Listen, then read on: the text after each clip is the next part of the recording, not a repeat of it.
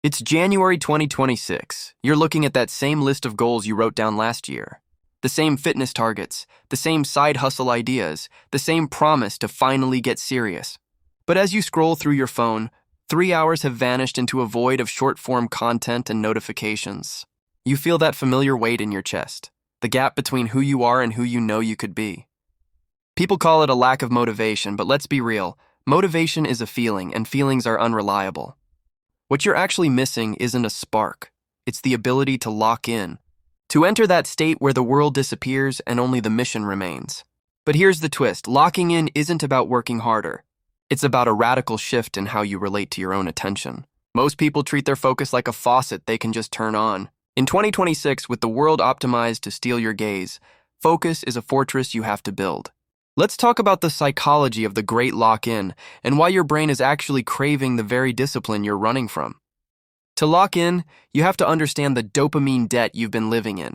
Your brain has been conditioned to expect a reward every 6 seconds. A like, a comment, a new video.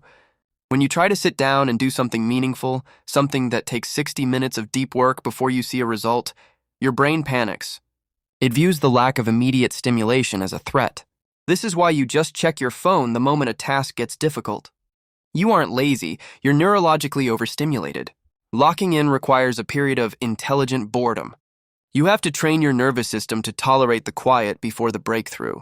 If this resonates with you, if you're tired of being a spectator in your own life, hit that subscribe button. This channel is about understanding the mechanics of your mind so you can finally stop fighting yourself and start moving toward the life you actually want. We're building a community of people who choose depth over distraction. Join us. Psychologically, the most effective way to lock in is through what researchers call environmental control. In 2026, willpower is a finite resource that gets depleted by 10 a.m. if you're constantly fighting temptations.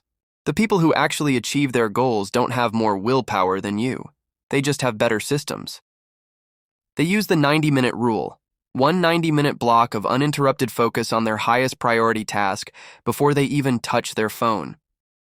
During this time, the phone isn't just on silent, it's in another room. This creates a low-friction path to the flow state.